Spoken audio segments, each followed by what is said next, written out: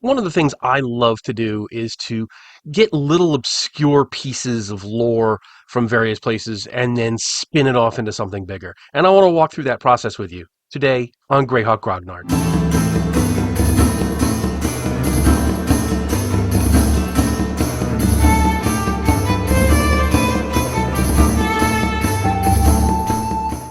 So this process will do two things for you chiefly.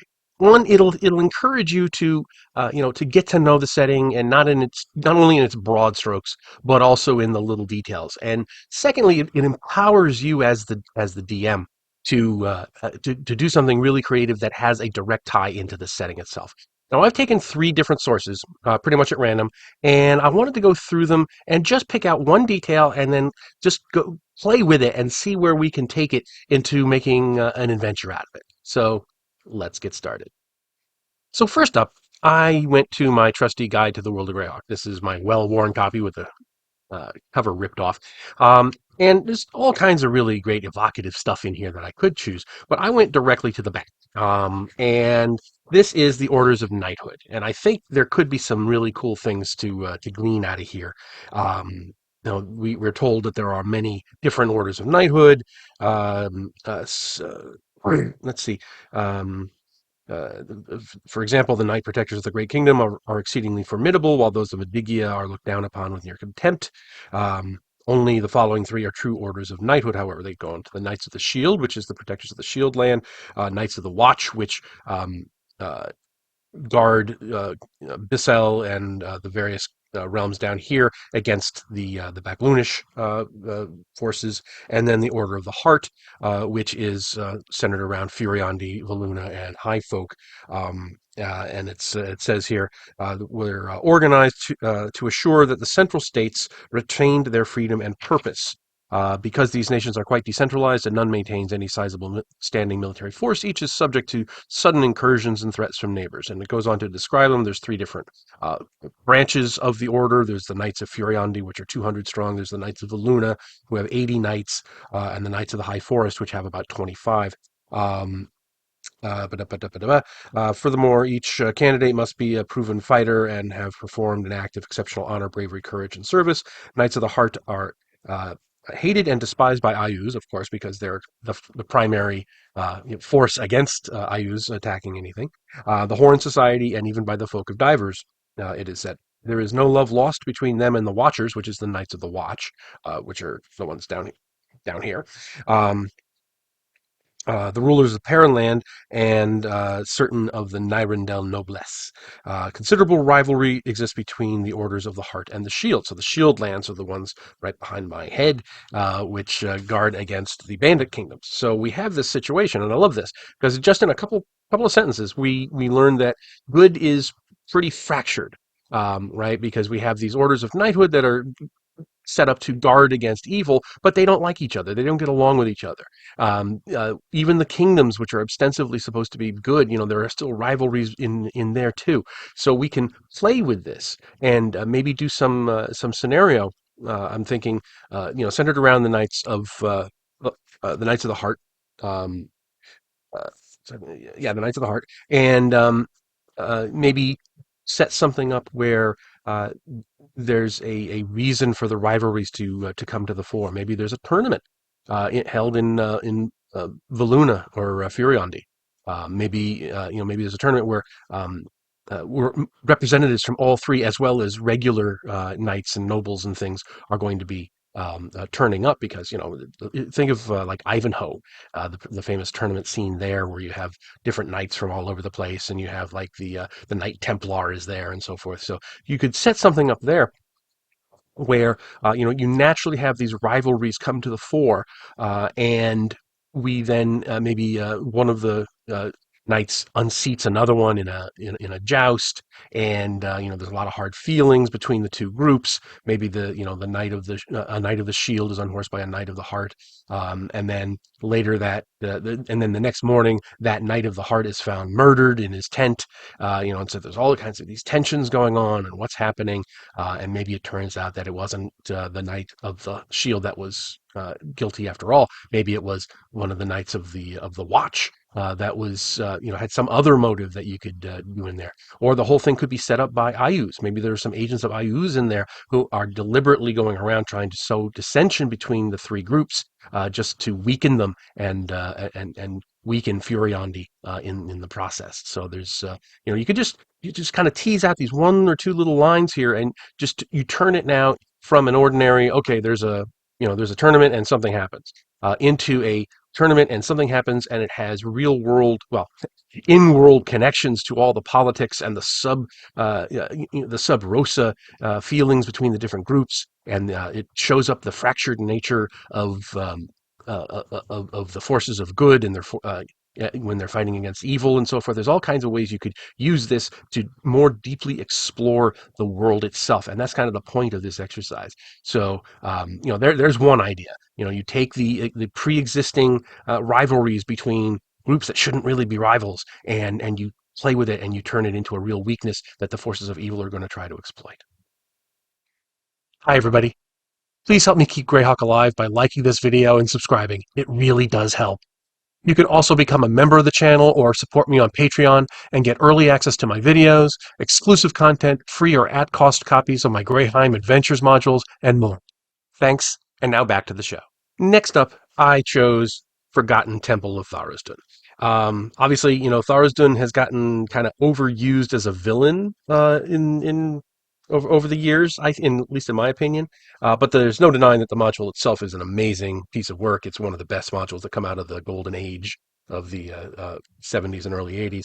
And there's a lot of things that you could do as a follow-up out of this thing. Some of them are pretty obvious. Like at the very end, you get the magic box with the Lament for Lost Tharizdun is a book in there that you could do something with. It's things like that. There's some obvious things, but that's not really the way I would go with this. I would go to the very front, to the introduction.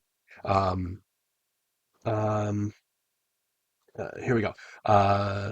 Then, as time continued to pass, even this ritual grew stale and meaningless. The clerics of Tharizdun began to pilfer the hoard of beautiful gems sacrificed to him by earlier servants, 333 gems of utmost value, ranging in worth from 5 to 50,000 gold pieces each. Replacing these jewels with stones of much lesser value, the former servants of this deity slipped away with their great wealth to serve other gods and wreak evil elsewhere.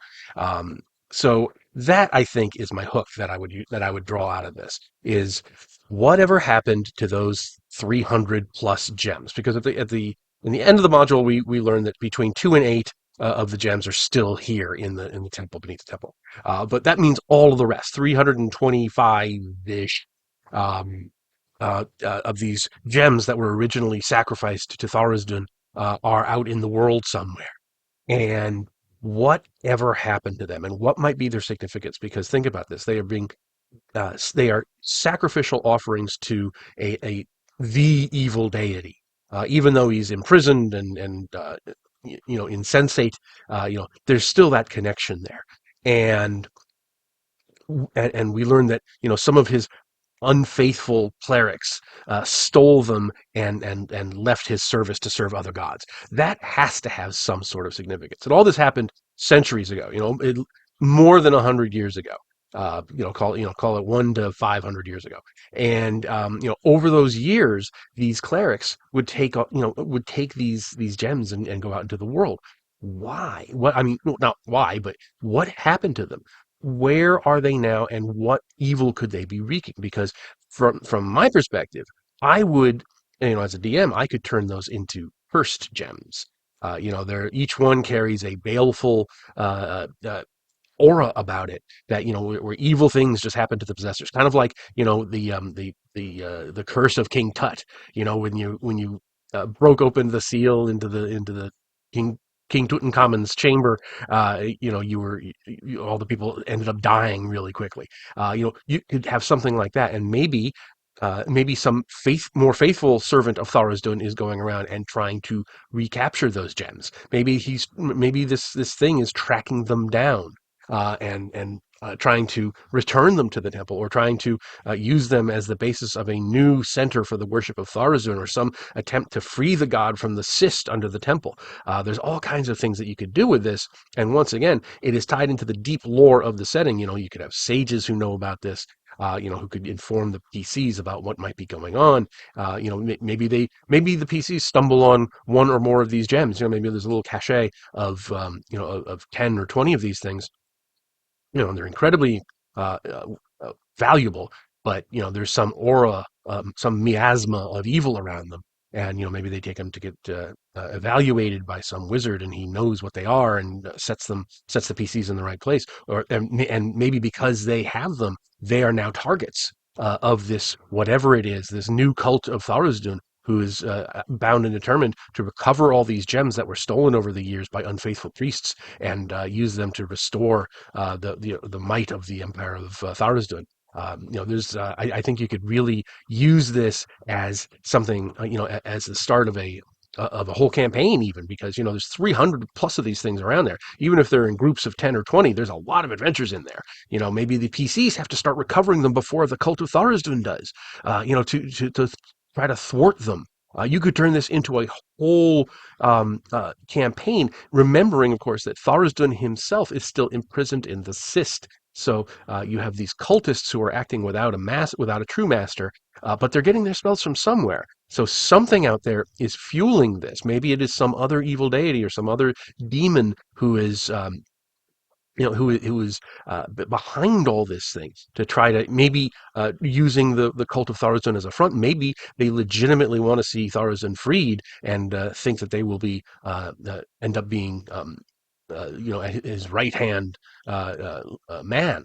That was one of the one of the plot points in the later Gord the Rogue novels, where Anthraxis, the Lord of the Daemons, wanted to free Tharizdun, because he felt that he would be his most effective servant in the new order. So maybe some creature is doing that, or maybe it's all just a front. Maybe some godling, or some demon, or something is using this as a as a blind to keep people off the scent. So it's all manner of things you can do with it. But again, this is tied into the deep lore of the setting. It goes back into centuries of history, and is still tied into the modern day.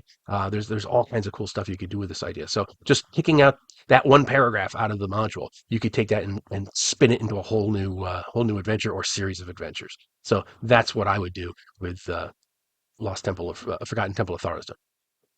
Next up, let's try the Dungeon Master's Guide. Most of my long-term viewers will know that a lot of the artifacts and relics in the DM's Guide come straight out of the world of Greyhawk. And the obvious way to go with these is to just, you're on a quest.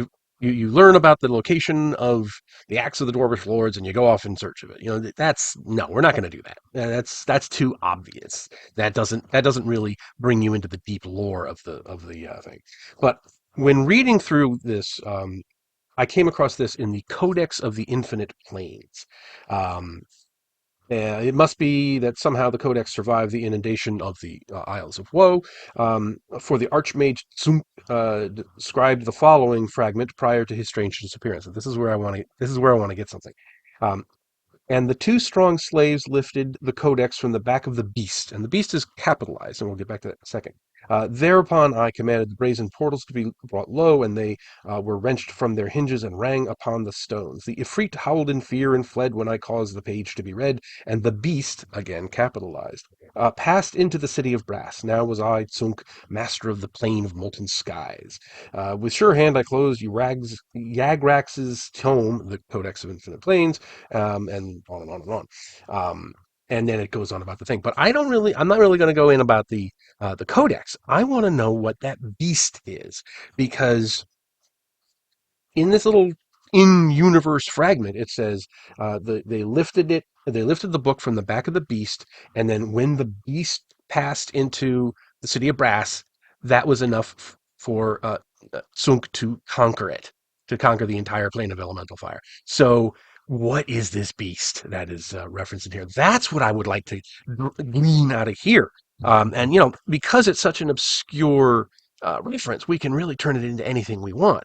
It's obviously connected to the book, but it doesn't necessarily have to be um, part of, it's not part of the book. It's not like, oh, when you have the book, you get to command the beast around, because that's not implied in there at all. The beast is being used to carry it, and then the beast is being used to terrorize a plane. The Codex opens up the gate to the plane. The beast is the thing that conquers it, and we don't know what that beast is.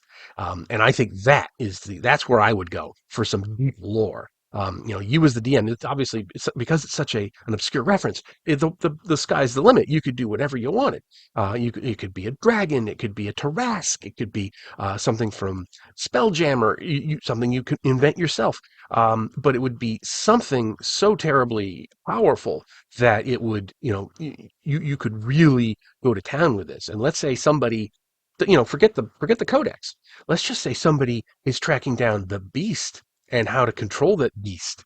They're going through, they're going through the ruins of Tsunk's castle, maybe. Tsunk's stronghold, looking for clues to this, and maybe the PCs get wind of this and need to stop that person, because this beast is so powerful that it could be used to conquer an entire kingdom.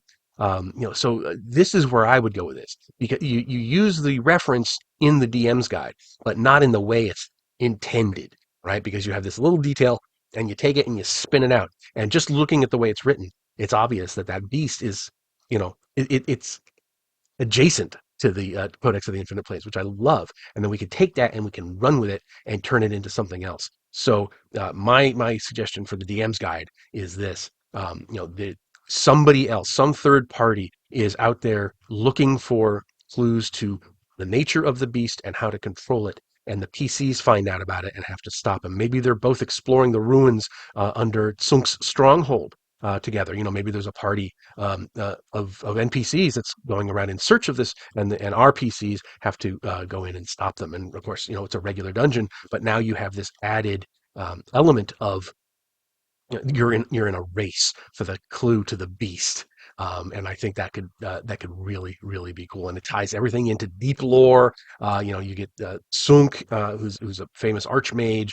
You really tie things together, and I think that could be really, really satisfying.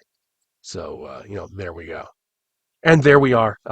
Just 3 examples of how you could take one line or one paragraph in a module and just take it and develop it and run with it and turn it into a whole adventure or a series of adventures. I hope this has inspired you to maybe go look at your old modules, dig through, read through them again. Maybe something will leap off the page at you and say, "Hey, this is something I can do for an adventure." I just doing this exercise right now, I want to write a couple of adventures. So thank you all so much. Hope you enjoyed this one. Let me know what you think in the comments. And as always, have a wonderful, wonderful day, and stay safe from Pinkerton. Thanks for watching today's video. Please remember to hit the like button and subscribe to the channel. Below you'll find links to my Patreon, which helps make these videos possible. You'll also find the web store where you can buy my books, and my blog where you'll find all sorts of free downloads and other articles. Thanks, and have a great day.